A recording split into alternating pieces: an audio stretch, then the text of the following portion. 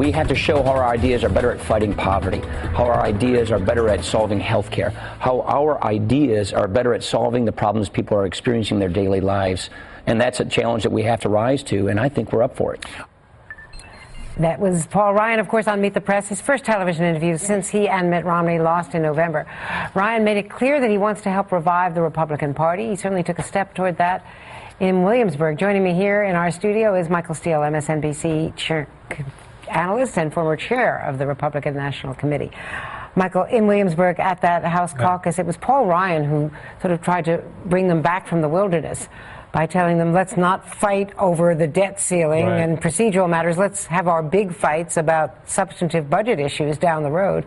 And, you know, trying to tell the more adamant Tea Party-supported members of the caucus that they've got to get real if they're going to win again. No, he's absolutely right. And I love the fact that Paul Ryan is emerging as that voice that's going to sort of shape and form the ground on which this new effort by the party will stand. Here's the dance. The dance, though, is the rhetoric is one thing. And you have the Washington class talking and saying what we have to do, and we're going to do this, and Rubio and the crew are going to roll out on the immigration issue today, and that's all great. How does the grassroots, how does the typical Tea Party activists within the party respond to that? Are they ready to make that move? Do they believe that it's credible? Do they believe that this undermines or augments our principles and what they believe and we believe to be an important part of this discussion, as much as the effort at outreach and the effort at making the right soundbite? So you've got to marry that up. I mean, there's one thing for the leadership to go out and say, this is what we need to do, and by God, we're going to do it, and the base going, really? We're not with that program. And so they're going to have to bring those synergies together, and if they don't, then you're going to continue to see this friction at the grassroots, from the grassroots level, with the leadership of the party.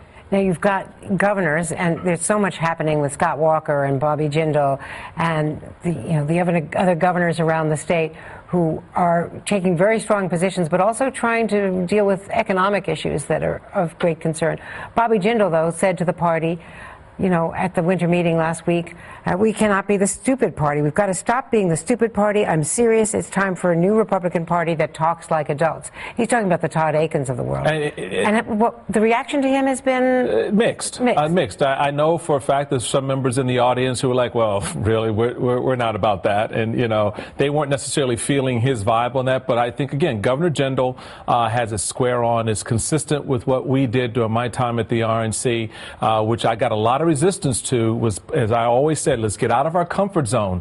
Let's go and be where the community of people are, understand what their issues are, and then take our philosophy and our view and our values and embrace those conditions, those experiences, and as Paul Ryan noted, show them why they are of value to them, why our values are of value to the American people. And so I think that, again, the laboratory for all of this to take place is in the states where Republican governors are governing, and they can put into practice those principles, as we saw with Scott Walker. God bless Scott Walker in his ability to stand firm on those principles and move the people to his view and his position on why the economic strategy and approach he was taking was important for the longer term health of his state.